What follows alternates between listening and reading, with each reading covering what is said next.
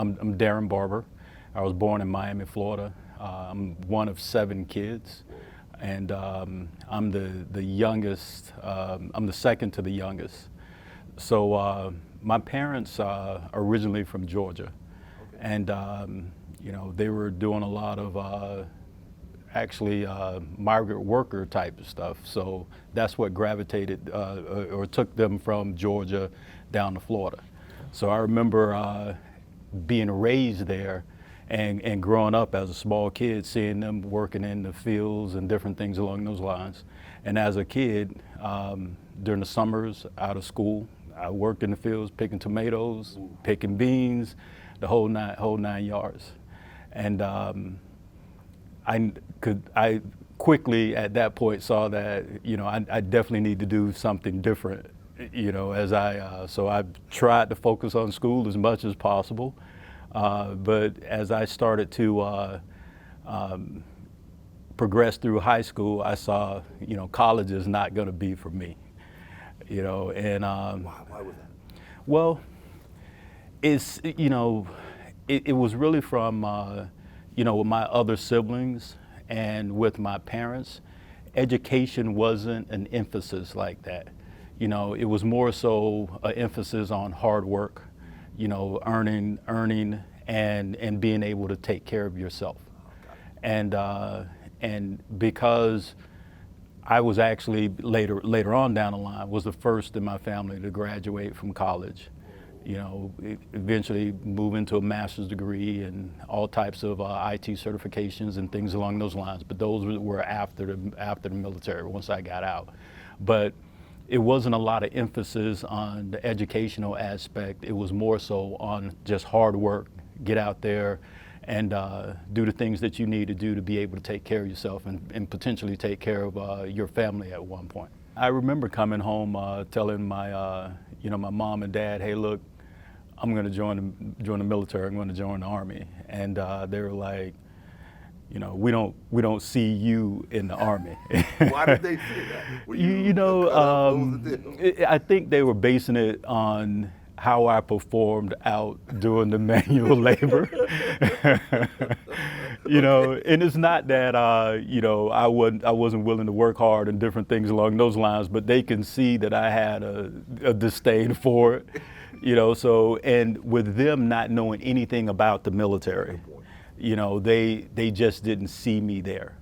And my older siblings, everyone, they're gonna call for move out, and you're gonna be laying in the bed asleep because they just did not see me in the military.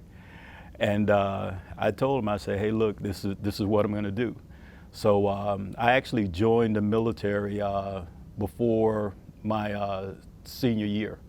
So I was in the delayed entry program, right? So I already knew that I was going into the military before I graduated high school. So once I graduated high school, a month after high school, I was out the door, I was gone. So my MOS was 11 Bravo. Okay, so you came straight in as an infantry guy. I came straight in as an infantry guy. And honestly, straight into the Ranger Battalion as well. Whoa. And I did not realize exactly what was going on. So when I went to the recruiter, how recruiters do, we're talking and I mentioned something about, what about, jumping out of airplanes, things along those lines. And the recruiter, sat up in his chair and he's like, oh, you want to jump out of airplanes? I got this here for you. So he's babbled off a whole bunch of things, and the only thing I heard was $5,000 bonus. So I didn't hear Ranger Battalion, I didn't hear any of that. The only thing I heard was $5,000 bonus. And for a young kid back in 1983, yeah, I just heard $5,000 bonus. So I really didn't realize that I had joined to go into the Ranger Battalion and all of these different things that I pursued, after that. Yeah. So I'm sure you get there, you go through OSIT or whatever, one station training. Right. You get 11 Bravo qualified, get your blue cord, then boom, off to airborne school.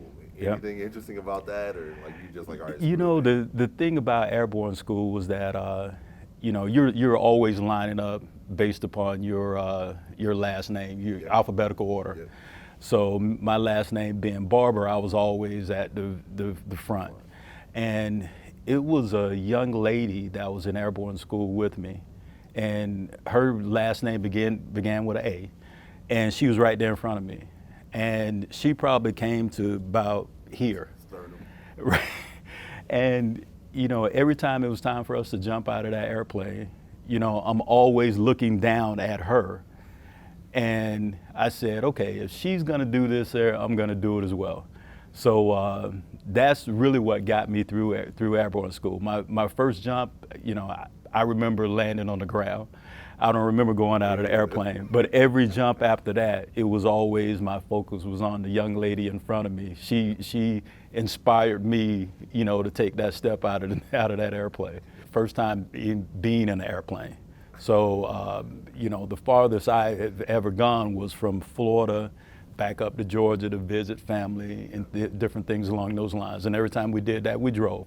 So my initial experience, jumping, being in an airplane was jumping out of that airplane. It was one of those things where your training begins to kick in. And I think, all the black hats in airborne school and, all the training that you go through during that week to get to the point where you're jumping out of the airplane really prepares you. So, and like I said earlier, the first time I jumped, I just remember getting on the ground.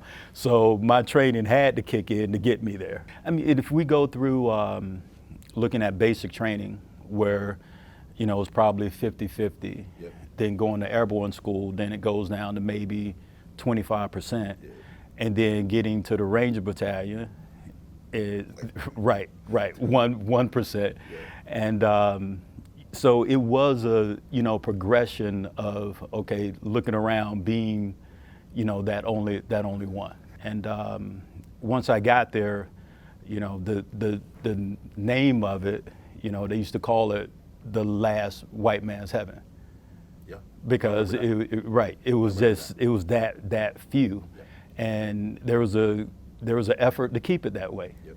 And I remember getting to my platoon, Alpha Company, 3rd Platoon, and just remembering every morning before PT, I got woken up at 3 o'clock in the morning.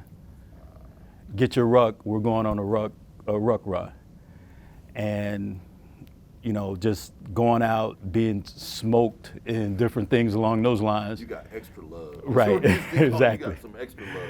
Exactly. And then, getting back just in time, to take my gear off and be out in formation for regular PT with everyone else. You better not fall out. And better not fall out. And then looking around, seeing the individuals that woke me up at 3 o'clock in the morning to take me on yeah, right. So that was a challenge, but I think it inspired me to, because my saying was, if you would have left me alone because I didn't know what I got into when I signed that paper, I might have would have moved on. But because you didn't want me there, I'm not going anywhere. Right. My saying was, you can't smoke a rock. Yep. So I'm just going to be that rock. I'm going to be that hard thing that you're going to break up against, and that's what happened. And that lasted, I would say, for a good, maybe 4 to 6 months. It was a defining moment where there was a squad competition. So the entire battalion was doing all these different events. It was shooting. It was different things, but it culminated in, we jumped in, the whole battalion jumped into a drop zone, squads assembled, and then we did a 20-mile ruck march. And during that time, I'm carrying an M60, I got the tripod in my ruck, I got the spare barrel in my ruck, and I got my regular gear like everyone else. And we're humping, and we probably got about 5 miles out, and the squad leader just went down. He couldn't go any further. The team leader said, hey, you know, I need somebody to carry the radio. And I'm already loaded down. I got the M60 and the tripod, all of these different things, and it's pitch dark. And there, you know, this team leader is, hey, somebody need to take this radio. No one volunteered, and this guy started, you know, calling, you know, us, all the other privates, names and things along those lines. And then finally, I just said, hey, you know, Sergeant, I'll take it. So I took that radio, put it in my ruck, and we finished the road march. And when we got there, you know, this was the first time the squad leader really acknowledged me, because I took the ruck and helped him get in when the other guys wouldn't. And normally when we would get on the back of the truck, the deuce and a half, you know, it was always a lot of, you know, racial jokes and things along those lines. I would hear them yell out, you know, hey, is Barber on this truck? You know, if he is, you know, smile so we know you're on the truck, different things along those lines. I'm laughing because I Right. Yeah. In this particular instance, when the guy said that, my squad leader just went off on him. And I get a little bit emotional about it. So. It's okay. But it was one of those instances where all my work, trying to be a part, started paying off, and that was a great thing. And again, it came from that. You know, because it wasn't like I was asking for anything extra. You know, I just wanted to be treated like all the other privates or all the other Rangers. Not too much to ask, but right. Clearly a bridge too far. Exactly. But man, you prevailed. Yeah. From that point on, you know, it was a whole different organization. You know, it was a completely different organization. You know, there was things there, and you know, little things here and there from individuals that were outside of our platoon. But from a platoon perspective, you know, we were a family. You know, it was, you know, there's brothers that I stay in contact with to this day that, you know, we shared something in that platoon, you know, that I say was special.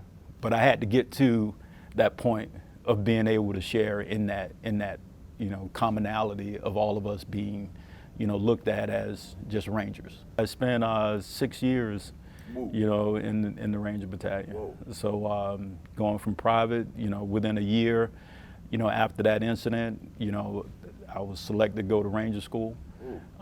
Went, you know, yeah, I went very, very early, and you know, outside of that, there was, you know, now I'm outside of my platoon, I'm outside of my company. Now challenges begin to come in, you know, because they wanted me to be a winter ranger, you know, and here it is. And you from Miami? I'm from Miami.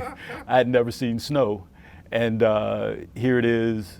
You know, we're out doing the swim test, so of course the whole thing was, hey, brothers can't swim, you know, and I grew up in Miami. I never understood that stereotype because we're around water and we always swim. There's a pool right down the street, and you know, we spent all our summers in that pool swimming, doing things along those lines. So swimming wasn't an issue. It was, you know, taking the swim test with 20 degrees outside, breaking ice, you know, jumping into the water to swim. You know, came back from Ranger School. I was an E5 with, back then, 18 months in the Army. I was E6 with 4 years in the Army. So right there at the edge, you know, as they call it, you know, I was fast tracking, moving forward, had my own squad, different things along those lines. You know, I had an opportunity to go to Halo School, you know, all of those different things. And it was great. And then, you know, met my first wife, you know, had some kids and things along those lines, and decided, hey, look, we need to slow down, you know, a little bit. So I slowed down by deciding to do 2 years as a drill sergeant. Yeah, they ain't slowing down, bro. Which did not slow down. Yeah. Yeah. You know, so, but that again was probably one of the best 2 years of my military career. Oh, wow. Because it was really the molding, you know, of young soldiers. Huh. Right. So a lot of, you know, I tell people this all the time. I had a lot of great experiences throughout the military. The Ranger Battalion was a great experience. You know, being in SF was an awesome experience. But that experience as a drill sergeant, you know, taking someone that's, you know, raw, you know, straight off the couch, you know, a couch potato, and turning them into, you know, a steely-eyed warrior, you know, that was impactful for me. It was great. Did you ever run across, in this vein? So two questions. Are there any that you thought about that you helped mold and mentor that you were like, I see the raw potential in this guy. Oh yeah. And if I can give him a good push, yeah, he's gonna get there. Yeah. And that was a lot of situations where I would meet guys or have kids come in from Chicago, you know, Detroit, you know, different places along those lines, you know, these hard, you know, inner cities, because I grew up, you know, in Miami, and I saw a whole lot. I say it all the time, you know, I've seen ambushes, you know, raids, you know, shootings, all this thing, and that was before I joined the military, you know. So, so with that being said, you know, talking to those guys, saying, hey, look, you know, you know, I understand that the military isn't for everyone, okay, but what's your options? What's your options if this doesn't work out for you?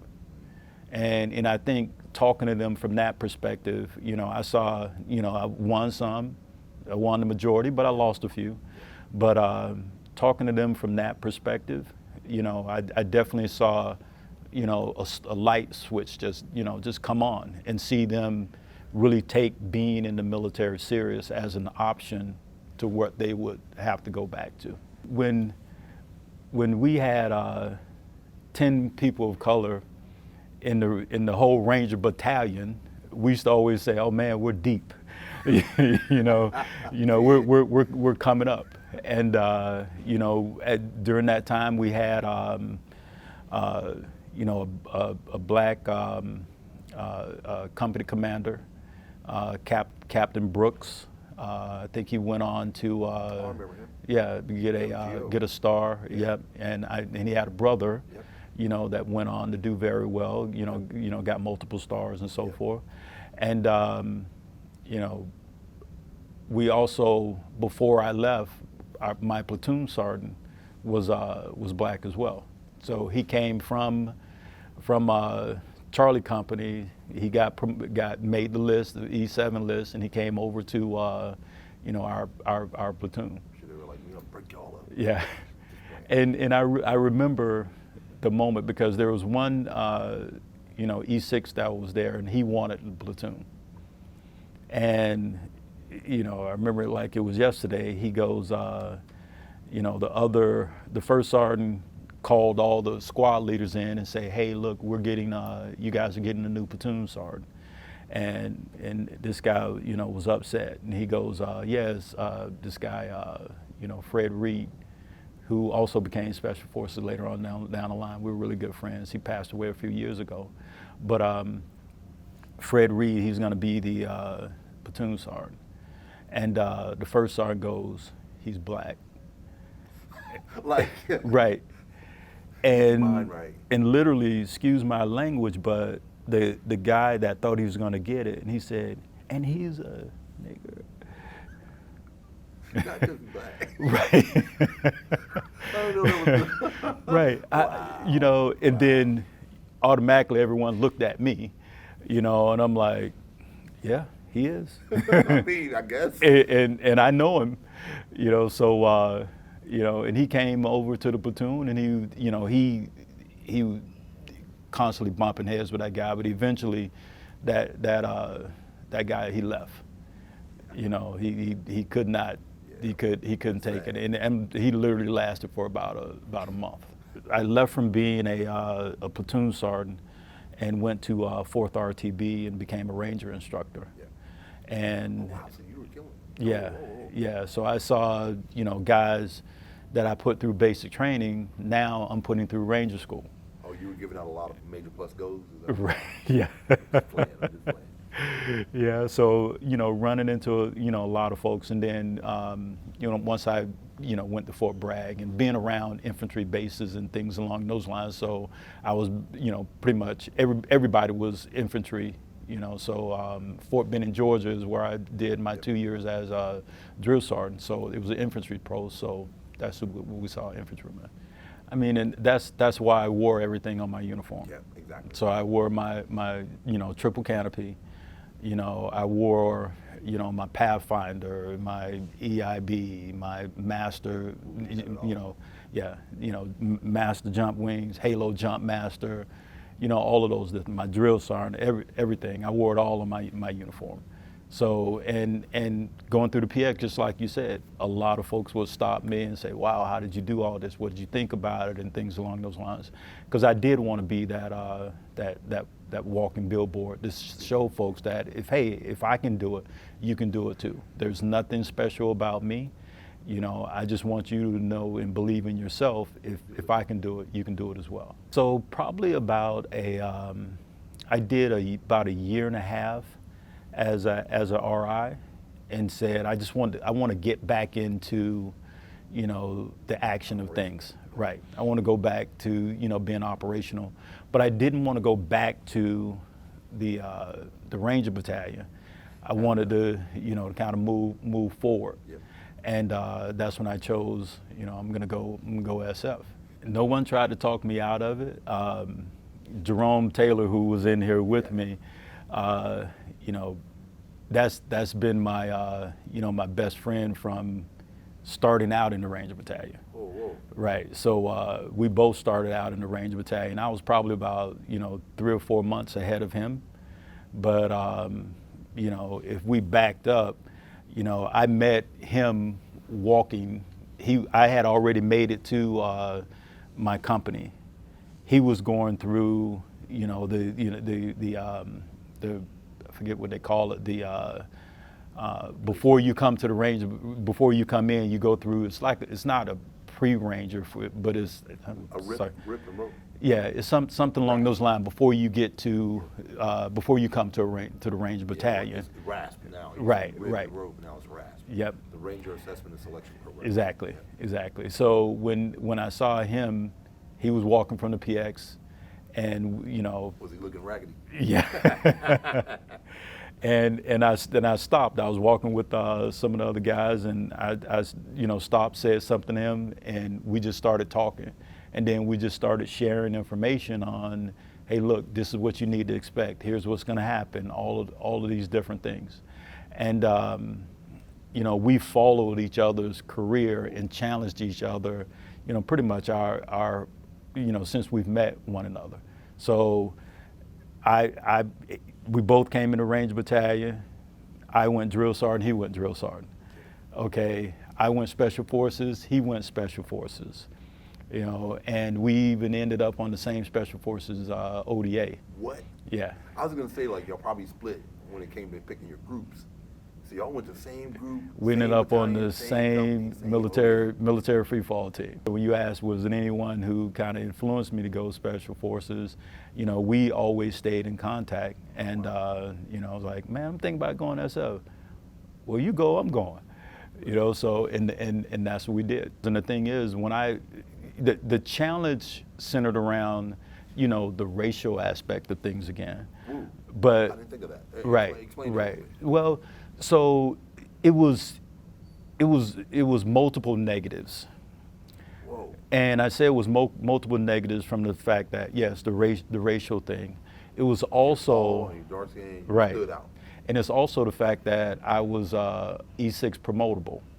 Yeah. Going into SF. Yeah, they ain't like So they didn't like the fact that, oh, wow, you know, if you come in, Yeah, you're let me going just to, make sure it's clear. right, When we say they, we mean just the system. the system. Because these guys are senior NCOs. Right. They don't want any homegrown or new grown competition just rolling out of And that was nowhere the thing. because they've been It there for a was while. always, So just you making know, sure it's clear. right. Is this, you know, this is our, you know, good old boy system here, Yep. and you're going to infiltrate that system. And here it is in a couple years, you're going to be a team sergeant. Yep. And But you prepared for it. but I was prepared for it. You had all the requisite, Mhm. you know, whatever you want to call it, Right. motivators prior to get there. Right. So it wasn't a whole lot that they can teach me as I was going through the Q course. Yeah. And matter of fact, every time it was time for me to be graded, the whole cadre was there. Trying to jam you? Yeah. the entire cadre, you know, and in certain situations it was negative, but I don't want to view it all as being negative. I look at it also, I think they were trying to learn as well. Ooh. So he was teaching the teacher. Right. So the thing is that here it is, they had recognized that I had just came from being an RI. I was in the Ranger Battalion. Yeah. So when it came down to anything from a patrolling perspective or anything like that, SUT was a breeze for you. yeah, you know, I was on point with all of that. There was nothing, you know, matter of fact, you know, we argued several times over little crazy things that, no, you do not do this, you know, that doesn't make sense. For me, you know, I felt as though I was the one that was bringing other folks along. Okay, legit. Right, and because of my experience in the, you know, the Ranger Battalion and, you know, being a Ranger instructor and things along those lines, and you know how it is, you come across a lot of folks that join SF, they don't necessarily have, you know, an infantry background or anything along those lines. Yep. So it was me spending a lot of time talking to them about, because I was 18 Bravo, Oh, wow. so talking to them about how to be, you know, 18 Bravo, how to do these types of things and things along those lines. I was fortunate enough to where the majority of the folks that I felt needed to be Rangers on my team were Rangers. You know, like I said, you know, Jerome came on the team, and he was, you know, I moved to, you know, being the intel guy. He came in as the Bravo, and, you know, so forth on down the line. So I mean, we were a pretty stacked team. I don't think there was anything that challenged me from that internal perspective of you know, being in SF. Yeah. There were some challenges, you know, of course, outside from a personal perspective with family and things along those lines. Because again, I didn't spend a whole lot of time with kids because we were always deployed. Yeah. We're always gone and different things along those lines. So those things were more of a challenge, having, you know, 3 young kids at the time, Yeah. you know, than the other things with you know, going on with the team and things along those lines. Because once you gel as a team, you're a team, and I know you know this, and you're right. But then when you feel it, when you hit that sweet spot, Right. yeah, man, ain't nobody messing with you. Right, You get a lot right, of stuff done. exactly. And then when I transitioned from, you know, to getting my own team, Ooh. now that became, Sorry. right. So I transitioned to getting my own team. The first team that I got was a Mare Ops team. Where we're at, just out of curiosity. I was in Charlie Company, 2nd Battalion. Third group? 3rd Group, yes. Yep. So 3rd Group, 2nd Battalion, Charlie Company. So I Still took. 3 number team? Yep. So I got the Mare Ops team, and So for everybody that doesn't know what Mare Ops is. right, yeah. So, explain it. You know, maritime operations. So, you know, what you're doing is that they at that particular time, you know, at one point in time, everyone had a scuba team, but then they moved to one specialty team per battalion, within each company. So we eventually had created an RST team where I became the team sergeant of that. Oh, legit. But before that, you know, we were doing, you know, the water operations and different things along those lines. You know, water infiltration, that was our, you know, our specialty. You know, and then, you know, I, you know, vividly remember, you know, one guy coming in and telling me, you know, affirmative action. That's the only reason why you you got to be EA'd over me and things along those lines. And this guy is in my team room saying this. Now, Hey, I'm sure you got an can, attitude just right. You can say what you want, Al, but you don't say not in my team. not in my team room. That it doesn't work like that. You Door get know, closed, this lock is down. right. So Yeah. that didn't end well. You know, and I had to show him, dude. We're talking, you know, I had to go down my record, you know, Ranger Battalion, Drill Sergeant, RI, you know, I got every, exactly. And you're gonna tell me, you know, that I only got promoted because I'm black? No, come on now. And I thought me and this guy was, you know, pretty cool. He actually started out coming in congratulating me, you know, on getting my own team and, you know, getting, you know, making the list and things along those lines, and then it turns into that conversation because he didn't, you know, he didn't make the list. I would tell myself, you know, believe in yourself, believe that, you know, you belong, believe that the things that are going to be put in front of you, you're not the only one that's overcome these things. You're not the first, and you're not going to be the last. So believe in yourself, because I did not believe in myself. I did not believe that, you know, I could do these things. But as I started looking around and seeing other people doing them, why can't I do it? And that is the purpose of our legacy group, is to be able to talk to you know, young brothers like we were doing last night, saying that, hey, look, you're not the first, and you shouldn't be the last. And I know you haven't seen individuals, you know, like us, but we're here. And that's our mission, you know, to change the perception of, you know, people of color in special forces and doing all these things. Because again, I wasn't the first, and I certainly don't want to be the last. If that's what you really want to do, challenge yourself to do it. You know, if this is what you want to do, don't let anyone deter you from wanting to accomplish your goals in life, whatever those goals are. And I had the fortunate you know, time to meet two of the first female Rangers that went to Ranger School. Ooh. So we were at the Army Ball in D.C. It was shortly after my daughter won Miss USA as the first military Miss USA. And we were sitting at the table with the Secretary of the Army and two females that had just went through Ranger School, you know, and my daughter. And I talked to them, and you know, oh, you are all right, and things. I'm like, oh, it's all good. That was back in the day. But I just told them how proud I was of them, because I understand what they had to go through.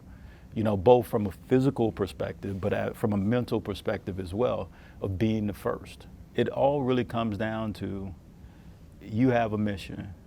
Your mission is to succeed in life. And how you succeed in life, whether you join the military, and if you do join the military, where you want to accomplish these goals by going SF or being in a Ranger regiment or whatever it may be, do it. You know, and I'm not one for a whole lot of words, and I like the Nike motto of just do it, just do it. And really that's what it all comes down to, because I can talk for days if need be, but it still boils down to, where do you have that, you know, intestinal fortitude to accomplish what you're trying to accomplish. I can't make you accomplish it. You know, you have to do it yourself. And I presented that to folks throughout the time as in the Ranger Regiment, as with basic training, being an RI, all of those different things. The struggle is real. I understand that, but it's really the willingness, the heart, to be able to accomplish that, so that you can sit back in this seat like I am right now and talk about my accomplishments.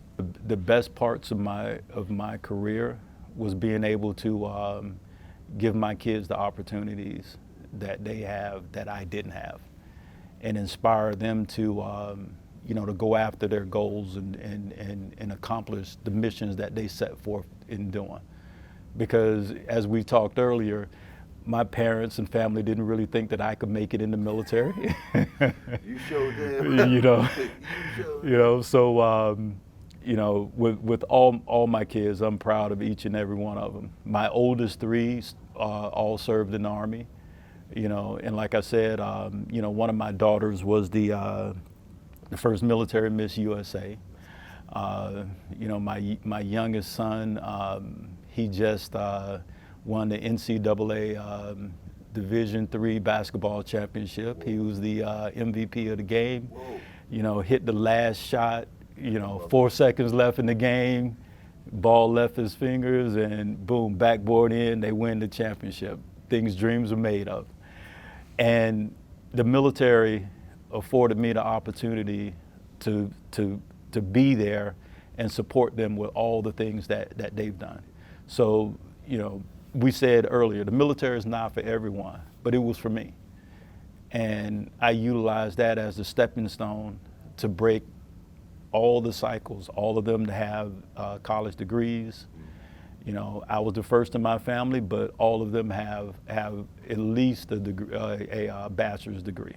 Thank you for doing what you're doing and bringing awareness to individuals like me, so that the next generation of men and black and green men unseen can certainly be able to see more of us, more so than I did.